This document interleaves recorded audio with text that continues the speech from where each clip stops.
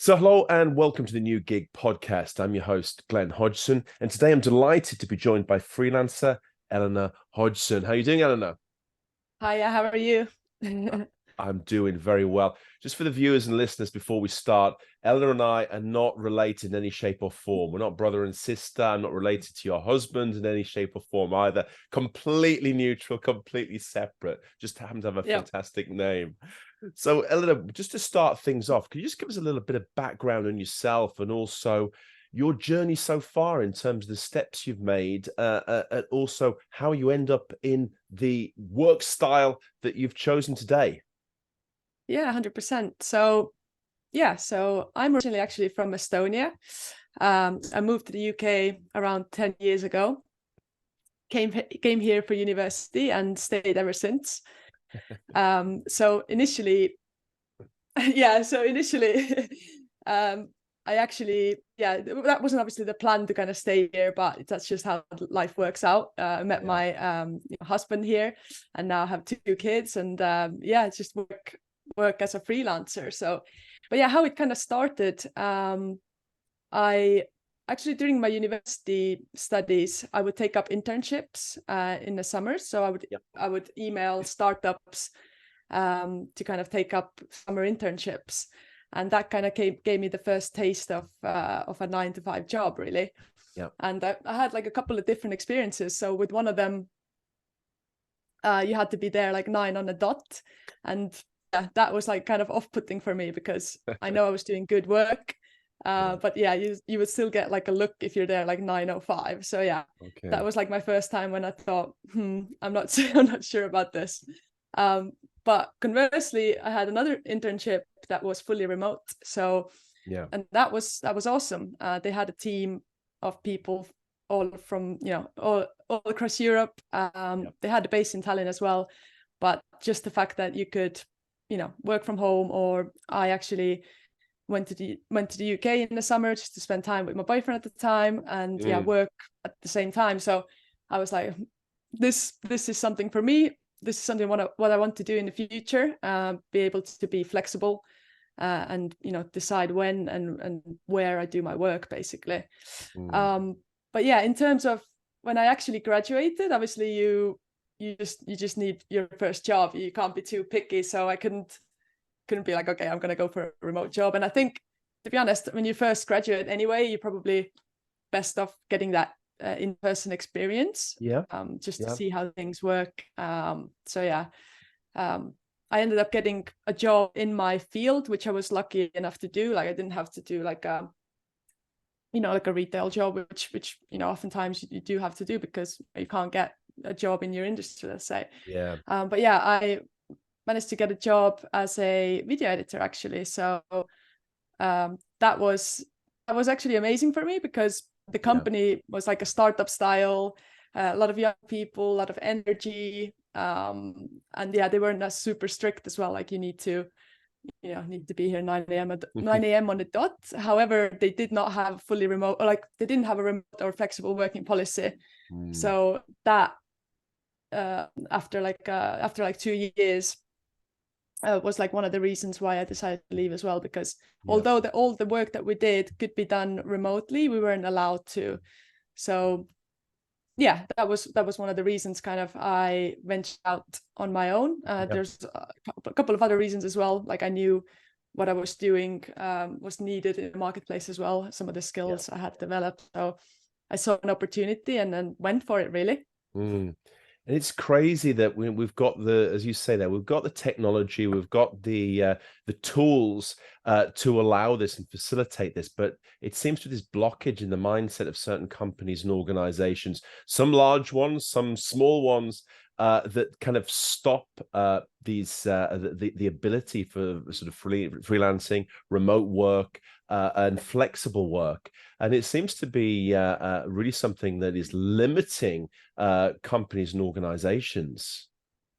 Yeah, 100%. I think since COVID, of course, it's become more mainstream. There's even laws around it here in the UK as well. I think they're even improving it now, where you can request flexible work from day one. I think that comes in like 2025 or something. So it's not something that's that's something that should be here like now. It should. But yeah, 100%. I see the trend is going that way, but there's a lot of improvements that could be made, I think, especially in the in bigger corporations. I think startups I tend to see more like remote opportunities, and the people, the same company where I used to work with, where I used to work at, they now have a hybrid policy. So, things have gotten better. They're catching on probably slowly, but I think it's inevitable as well, given the fact that where we are, that talent is the one deciding, and there is a shortage of skills, knowledge, and expertise, and companies and organizations need to be able to adapt to attract the right people. And if you're trying to put a round peg into a square hole the whole time, then you're going to suffer as an organization. So it's enlightened self-interest to offer more flexibility and more choice to individuals to get the people you need. Yeah, 100%. I think, as a freelancer, if you are going that route, freelancers usually tend to be, trying to learn different skills, and they're like self learners, and can like take on extra work, or they don't mind learning new skills, or I think there's a lot of definitely positive traits that if they be able to, like, if they wanted to tap into that, I think it would be very positive for a lot of organizations, for sure.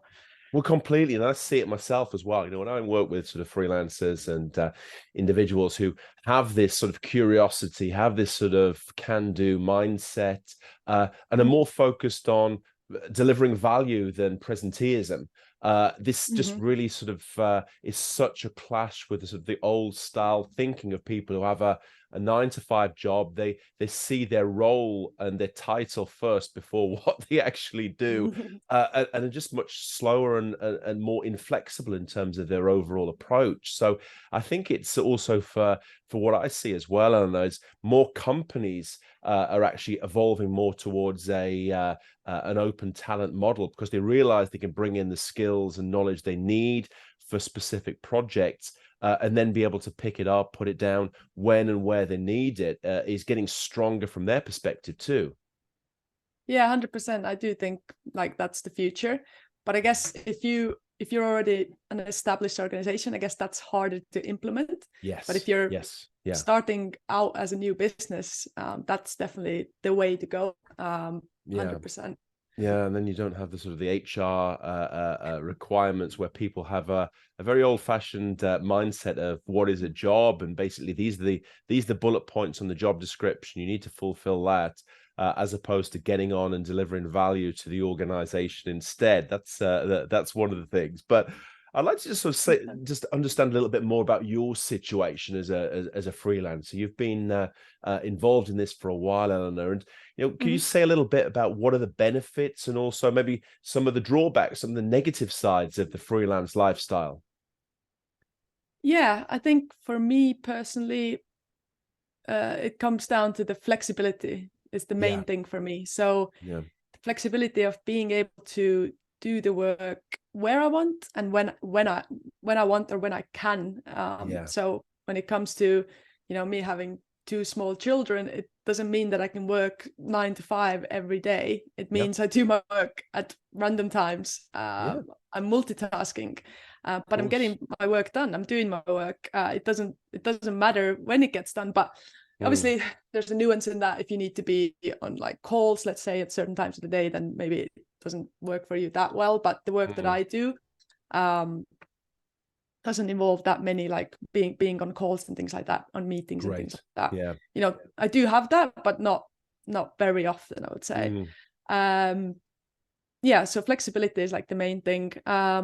For me as well, the variety of work. So being able to work across different projects, and with different clients, and that's mentally stimulating as well.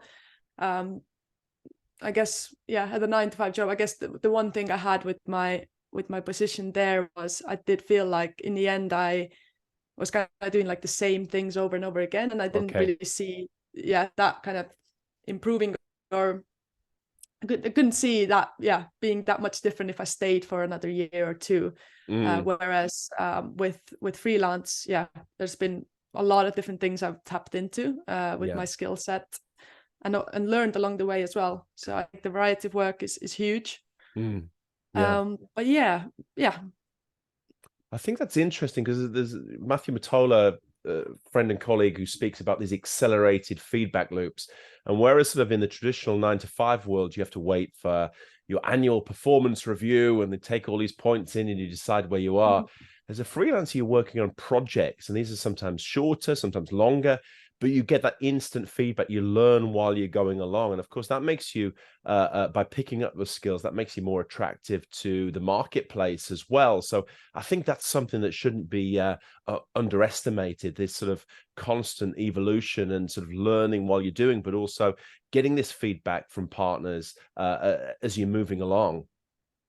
Yeah, 100%. And you have to, that's another, trait that you have to have. You have to be able to take feedback, because if you're not doing good work, you're not going to get rehired. So for me, what I put a lot of emphasis on is delivering like very good quality work on time and being very, available for communication as well. And that's allowed me to kind of work with the same clients over the last several years. So I don't have to like constantly look out for new work. So essentially I put my emphasis on working with clients on like long-term projects, and then I know as well I have consistent income as well.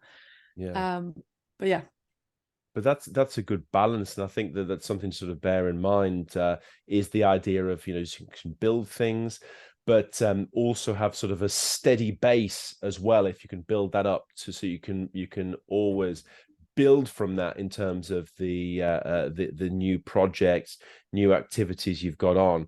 I mean, if you're sort of if someone comes to you and they want to turn their passion into a job and a lifestyle, these are great pieces of advice that you've given. But what else should individuals be bearing in mind, Elenor? Yeah, so I guess first of all, for me, it is looking at whether the skills that I have are needed in the marketplace. So is it something that's in demand?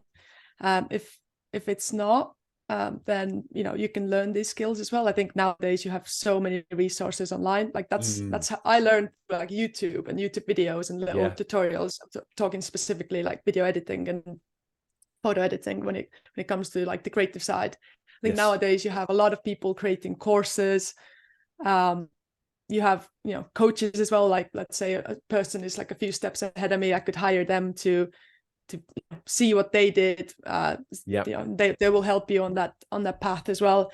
And also just starting really. If you have a 9-to-5 job now, you want to be a freelancer in the future, I would just use that free time that I have in the evenings to out to your network and see like, does somebody need what I'm offering? I would always start with like people, your network, your friends, your family. And even if it's free work, I don't have anything against doing free work in the beginning, because you're getting that feedback, you're getting a testimonial, you're getting the social proof, so to say, to prove like, okay, I can do this, and like a bit of a like a little backlog of testimonials to show future clients. So there's several ways you could go about it. I mean, some people do cold outreach, but personally not something that I'm super keen of. It hasn't really worked for me. For me, I'm I don't really I get a lot of cold emails myself, and if it's not personalized, I just generally don't like respond. So but if you do cold outreach, I would say if you personalize the email, the message very specifically to that person, then it is possible as well to get attention. And obviously your own personal brand that you could be developing, posting online, posting on LinkedIn or the other platforms, whatever is suitable for what you do. And I think that's one thing that you're really strong at. If I dare be a cheerleader and a supporter for a second here, Elenor, is the fact that you're very good at building your brand, but also not just kind of a look at me kind of approach, but very much in terms of sharing knowledge and content and ideas.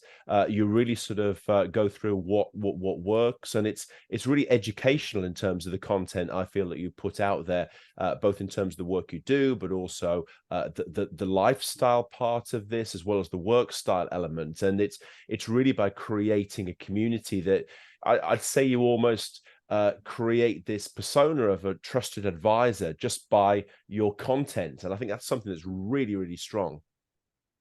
Yeah, 100%. I think that's the future. I think just being able to put yourself out there, Yeah. both, showing your personality, but also educating people. So if you have a skill, that you're offering, you have a service that you're offering, it's good to, put it out there. People know, like, okay, this is what I do. So when they have a need in the future, they'll come to you because you're talking about this thing for years. It's not just it's a long-term game. I plan to post on LinkedIn for the for the foreseeable, like for the future. Like, I'm not going to stop doing that because Good. it's future-proofing your lead flow as well, I think. I think it is. But same businesses would be on social media to stay top of mind. Same for you as a person. You'll be on top top of mind. And even if you're just looking for a job, being if you're an employee as well, I see no harm in building your personal brand. Me personally as well, like, I don't know, I might be working for just for one company in the future. I don't know, maybe, but having that personal brand would help me sell myself better and find opportunities, unique opportunities. It doesn't matter if you have a business or not, I think. Yeah, absolutely. I think everyone increasing will be their own brand, and these things are so important in terms of how you put these things across, Elenor. So yeah, no, absolutely. And can you say a little bit as well about sort of your freelancer lifestyle? You've also got a young family. A lot of people that I meet say, oh no, I need to get a 9-to-5 job, even though I don't want to, because they want to have a family and want to be able to organize that. What's your sort of thoughts about that, and how do you respond to people who have this mindset? Yeah, I see a lot. People want to be in a very secure position before starting a family, and I understand that. I mean, it is expensive, obviously, to start a family. And yeah, it's a big decision. I think for us, me and my husband, we both, work for ourselves, and we're both flexible. So we were able to take that leap and know that, okay, we can attack it as like teamwork, basically. So it's not that one of us needs to be at home full time for years to come. It's we can raise a family and we can get our work done at the same time. And obviously it's hard work. It requires a lot of multitasking. Definitely. It's not like I'm not trying to say it's easy or anything, but I'm saying it is possible. It's possible to get your work done and take care of your family at the same time. Of course, we have help as well, and not everybody has help in terms of having family around or being able to use a nursery, let's say, or childcare. But yeah, definitely something that I wouldn't. I think it's something that's been like amazing in terms of being able to be around family, and both of us be around children and be able to do work. I think oftentimes it's the guy who tends to be like 9-to-5 and doesn't really see the kids as much, whereas like with us, we're both like very hands-on and do it at the same time. Well, I think it's essential, and I think that having this flexibility to be able to do the sort of the drop-offs when there's a doctor's appointment, these things is so important. That people have this false sense that a full-time job is somewhere more available. It's actually not. It just means that someone else has to take all that. And also I think that this the fallacy that a 9 to 5 job is in some way more stable. I actually sort of say to people more and more, it's actually more unstable because of the fact we see all this hiring, but also this firing waves going through at the moment. You don't know from quarter to quarter whether your job will stay. Whereas as freelancers, we can actually build up our own portfolio. So we've got that level of cushion there that if one client goes down, we've got another one. We can actually build our profile. So we're more kind of economic downturn proof because we're spread the risk more than the 9 to 5 worker who's got one job with one employer, and if that disappears, they've got to start again. So I would actually sort of often try and bust this myth of the traditional job being more secure. Yeah, 100%. I do feel that way, because with me as well, if I have my retainer clients, I mean, it's the same as pretty much being an employee in terms of like giving notice. Like they could stop working with me, but it's usually 30 days, and it would be the same for employees. So there is not that big of a difference. You might feel like you're more secure than 9 to 5, but I agree, it's not necessarily the case. 100%. And also digitalization, we're seeing more and more of this coming in. I mean, around you, how do you see it sort of it's changing the world of work, but also society as well, Elenor? What's your sort of viewpoints and your observations from this? Yeah, I mean, there's massive shifts happening at the moment. I think, like I said before, COVID kind of spurred that on, I think. People have more freedom. You can live anywhere around the world and do your work. You're able to hire, if you're employer, hire people from across the world, hire talent. So the talent pool is wider as well. I mean, it's been huge. I think there's also obviously a thing to be said about mental health and loneliness, perhaps. Right. Okay. We still need we still need to meet in person. We still need that connection, which can be hard sometimes in the digital world. For me currently, like, I'm very much home based because I'm with my kids. But I know that once they're older, I want that connection as well. So kind of finding your network, finding your community. It doesn't mean you need to do a 9 to 5 job. It's just having people around you that you can kind of see on a regular basis and do work together with as well. No, I think it's really important as well for that kind of thing, sort of your own network and co-working space as well. I think are really important. Certainly something that I like doing, having sort of a network of partners, clients, customers, but also working in sort of the kind of co-working environment where you've got people from different sectors, and you see them within this kind of in this kind of ecosystem, buying services and products off each other. And this is something I think is really, really good to see, that just get known and known for your sort of good work and good services. And that kind of word of mouth is probably the strongest form of marketing still, I think, whether it's sort of digital or face to face, just people that you can sort of trust and actually utilize within your work and on different projects. Yeah, 100%. I utilized the co-working space when I first started, and it was definitely great for creating those connections. So definitely something I would recommend doing. And I mean, I feel like every city now has their co-working spaces. It's become so popular. It's definitely something to take advantage of. But if you I guess if you're a digital nomad, I mean, I guess there's co-working spaces everywhere, but if you want to do it online, you can as well. So that's something I've been doing more recently.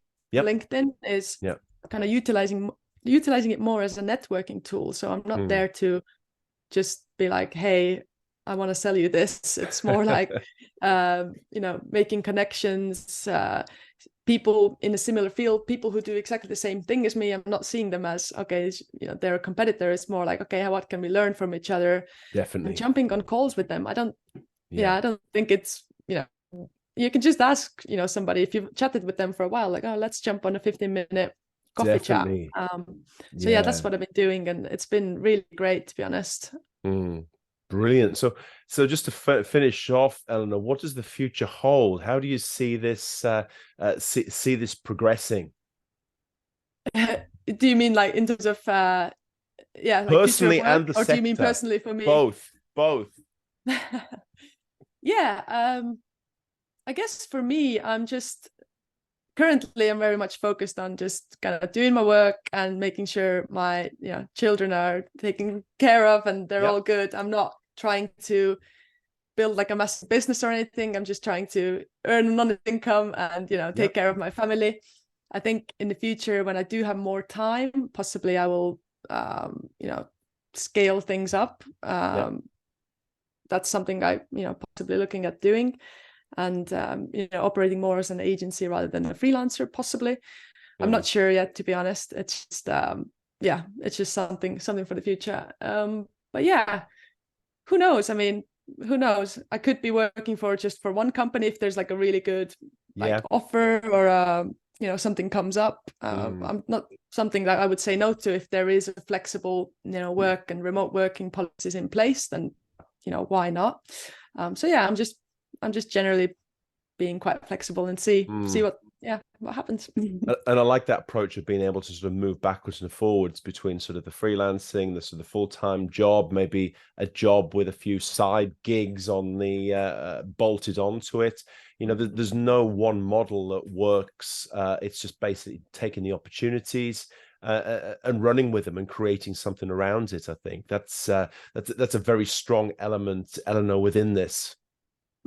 Yeah, 100%. I think as long as you keep learning, Yeah. keep up with the way things change, like in my industry, social media, things change all the time. You Yeah. need to learn things all the time. So as long as you keep up with that, I think you can choose your own destiny. Basically, if you want to Yeah. work, you can, yeah, And, be in and, charge and of that's that. So. and that's actually something we should sort of talk a little bit about. I mean, what are the sort of future channels you'd be using? I mean, you've got a knowledge of all of these from TikTok all the way to LinkedIn.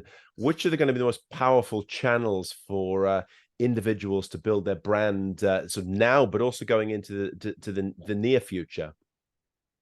Yeah, I think currently I'm definitely on the LinkedIn hype. So Yeah. I think LinkedIn is great because obviously you got all the decision makers on the platform. Mm. I see the platform growing a lot more. I see people that used to didn't post more. So I think it's really a good place to establish your brand. Yeah. Um, get clear on what you're offering, and connect with people. Don't randomly add people, but actually talk with people in your industry. Yeah. The If right there's people. somebody who you think is your ideal profile, maybe just message them and ask like what they're struggling with, not just like go in Yeah. and start selling yourself, but just kind of doing market research Mm. and see which way things are going. I think yeah, people often don't do that because I'm scared or but in reality people are kind. If you Yeah. genuinely ask people for help, they're there to respond to you. Other channels, I mean, for me, obviously when you're starting out to kind of build your brand, you have limited time anyway, so I just pick one to start off with, because I've made the mistake before where I'm like, hey, I need to be on Instagram, I need to be on TikTok, Yeah. LinkedIn, Twitter. So you just end up not doing any of them. So yeah, I've just put my focus on LinkedIn at the moment, and in the future I might pick up my Instagram again, Yeah. and TikTok as well. Yeah, it depends. Fantastic. Like because I'm looking at so or like provide services to companies and founder CEOs. LinkedIn is a good place for me. I mean, if you're Yeah. selling like a product or something, then TikTok is probably better for you. Yeah. It really depends, to be honest. Yeah, absolutely understand. Well, really appreciate all the fantastic content and wish you every bit of luck with the journey sort of now and into the future as well. So really appreciate it, Elenor, and thanks for taking the time to speak to us on the episode today, and hopefully be able to return soon to be able to give us some updates. Thank you very much, Glenn. Thanks for having me on. Pleasure.